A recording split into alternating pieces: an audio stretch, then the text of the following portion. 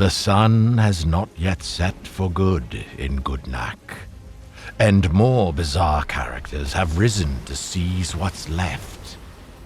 Bizarre characters created by these two little goblins. Hi, I'm Tim. And I'm Ian, And we're human. the creators of the card game called Gudnak. Gudnak has the thrill of deck construction. But without the endless pay-to-win card hunting that neither of us would ever personally indulge in. Tim? Tim? Are you okay? Tim! Gudnak is a 2 to 4 player expandable tactical card game, and you get every card in one box. Well, there's expansions now. That technically comes in more than one box. That's right. And since we launched last year, things have been going swimmingly. And our players have become an official part of the storyline. Tell us a bit about the storyline Of Gudnak? of Gudnak. In a world where... Actually, maybe we can get the guy to do it. The guy to do it? Hey, guy? Guy! Gudnak is a land where the sun is dying, and nobody is handling it particularly well. Your mission: pledge loyalty to one of Gudnak's weirdo factions and obliterate your enemy's stronghold before they trash yours. It's war, and I'm thriving! The fighting factions have now expanded to include the Marvorin, your standard freaky-deaky female mermaid sea snakes who worship the moon and control the tides. And of course, you can still play as any of the classic whack-job factions you know and love so dearly. Like the subterranean, demon-worshipping Delguan dwarves. The Rotborn, living piles of compost to harness the power of decay. Or the snow-dwelling undead skelly boys of the Gloaming. Love you guys. Plus, the ankle-biting Corsari pirates can now be added to any faction for extra scallywagging. Because in Gudnak, pirates are like Guacamole. Pirates are like guacamole. Always extra, totally worth it. It's pretty funny. Now, strategically build a 20-card deck of fighters and tactics from your faction to annihilate your enemy's stronghold and rule the world. I'm definitely adjusted to constant war. That's good. Where'd you get him? I thought you hired this guy. In all seriousness, we created a game that we wanted to play, and we've been so excited to see the community grow. So stop whatever you're doing, Whether you're reading or running a marathon, changing batteries, doing brain surgery, stirring soup up, competing in the Squid Games. or if you're just doing laundry. Yeah, stop doing laundry.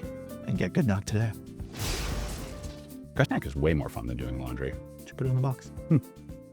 So, Ian, why don't you tell people, why did you create Gudnak? Originally, Gudnak was actually just a game within a game. I was making a D&D campaign, and I just wanted a tavern game to be played within that world.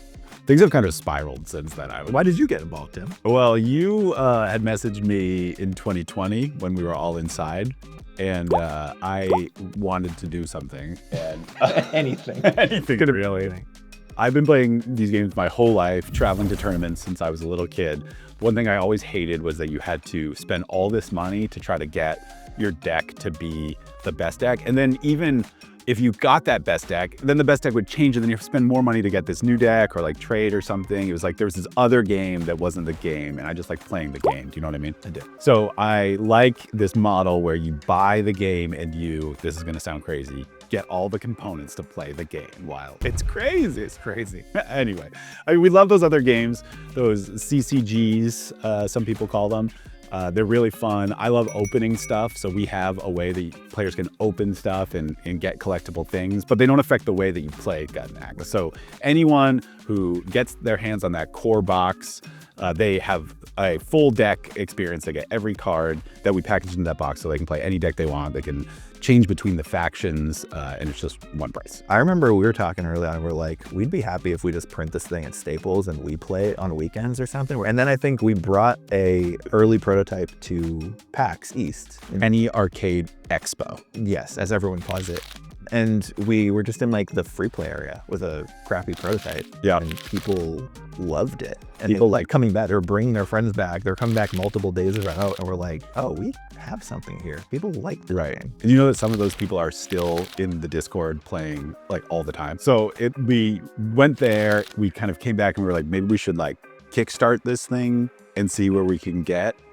And then that kind of, the Kickstarter, like, Very modest and made 100K, which is exciting. yeah, exactly. More than I expected. Yeah. And then we did a tournament at the last PAX Unplugged. The tournament was crazy. And the bracket was full. People were throwing down. Yeah. Staying until like midnight. Saturday night. The World Championship. Blood. It's crazy. I think the community is honestly one of the big reasons that I feel like we keep doing this thing. Right. There's just a lot of passion and excitement, and it's Right. it's really fulfilling. And so what's the future of Gudnak? We just want to invest more in the game, right? Yeah. And just flesh it out more. Yeah, I guess. And now we publish a comic book series. And soon an anthology. Oh, right. Like an anthology of like real authors though. Like intimidatingly cool authors. too cool. Way too cool. And they're writing Gudnak stories. Yeah, weirdly. Conventions are a big part of that. We love to go to conventions. We love them. We always bring something that's exclusive to that convention. We hope that you can come meet us at one.